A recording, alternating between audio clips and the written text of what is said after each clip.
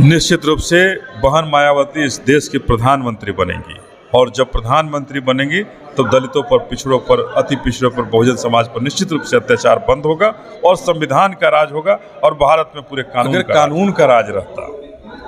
तो आप देखे होंगे सोनपुर में एक अति पिछड़ा का बेटा का हत्या इसलिए हो गया कि वो किसी के घर में खाना नहीं बनाया, उसके बर्तन की सफाई नहीं। ये तो अपराधियों को जेल से छुड़ाने वाली सरकार है जो इसलिए छुड़ा रहा है कि बहुजनों पर अत्याचार। नमस्कार, आप देख रहे हैं मगही न्यूज़। मैं हूं सुधेंदु रमन। आज हमारे साथ बहुजन समाजवादी पार्टी के प्रदेश प्रभारी अनिल सिंह जी हैं। सर, ये जो प्रेस वार्ता आज आयोजित की गई थी, उद्देश्य क्या है?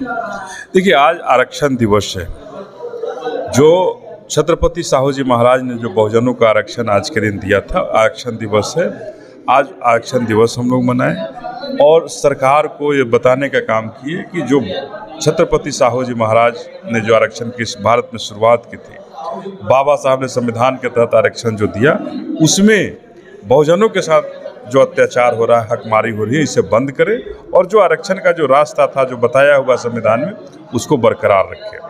और बिहार के अंदर, भारत के अंदर जो दलितों पर, शोषितों पर, बहुजन समाज पर जो अत्याचार हो रहा है, उत्पीड़न हो रहा है, इसे बंद करने का काम करें।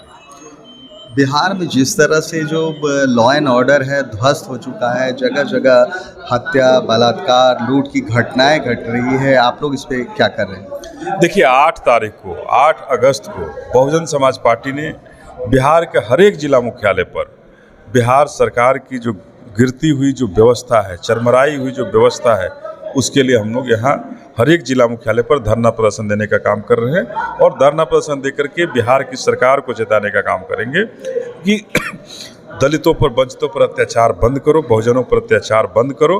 और आश्चर्य होता है कि जहाँ जुल्म हो रहा है कभी न्याय नहीं मिल पाता है, तो उन्हें न्याय दो, स्पीडी ट्रायल कराओ। स्पीडी ट्रायल करा करके वो जो बहुजन समाज के जो लोग हैं, जो दलित जो लोग हैं जिन पर अत्याचार हुआ है, उन्हें न्याय देने का काम। लेकिन बिहार सरकार की मंत्री लेसी सिंह कह रही हैं कि यहाँ तो कानून का राज है। अगर कानून का राज रहता तो आप देखे होंगे सोनपुर में एक अति पिछड़ा का बेटा का हत्या इसलिए हो गया कि वो किसी के घर में खाना नहीं बनाया, उसके बर्तन की सफाई नहीं की, उसकी बंधुआ मजदूरी नहीं की।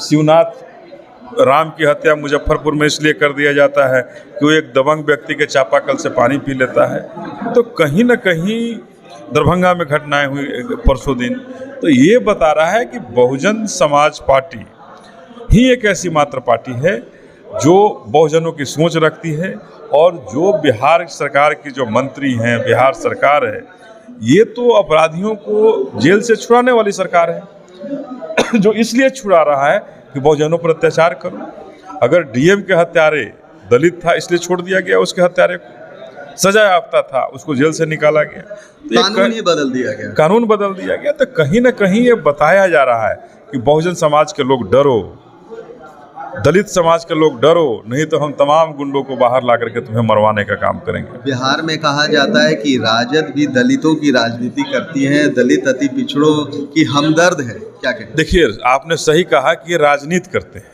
ये दलितों का भला नहीं चाहते हैं, दलितों को न्याय दिलाना नहीं चाहते हैं, ये राजनीति करके केवल वोट लेना चाहते हैं। और जब तक ये वोट लेने का काम करेंगे, दलित उत्पीड़न का कार्य बढ़ता रहेगा और दलित उत्पीड़न करा करके, दलितों को धमका करके ये वोट लेने का काम करते रहेंगे। तो ये लोग चाहे चाचा हो या भतीजा हो, ये दोनों दलित विरोधी हैं। एनडीए और इंडिया के बीच में बहुजन समाजवादी पार्टी खुद को कहाँ देखती है? देखिए, बिहार में आप आगे आने वाले समय में देखेंगे कि इस पार्लियामेंट चुनाव में बहुजन समाज पार्टी सबसे ऊपर की पार्टी होगी और नंबर 1 की पार्टी।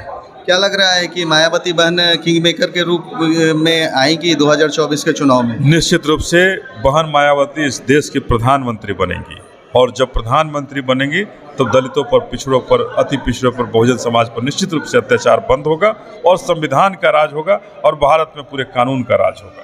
धन्यवाद। ये थे बसपा के राज्य प्रभारी, जिन्होंने स्पष्ट तौर पर कह दिया है कि दलितों, पिछड़ों के हक की बात करती है बहुजन समाजवादी पार्टी। और जो बहन मायावती हैं, अगर वो केंद्र के सत्ता में आती हैं, प्रधानमंत्री बनती हैं, तो जो दलितों पर, अति पिछड़ों पर जो अन्याय हो रहा है वो पूर्ण रूप से समाप्त हो जाएगा। फिलहाल तमाम हमारी ऐसी खबरों को देखने के लिए आप देखते रहिए मगही न्यूज़।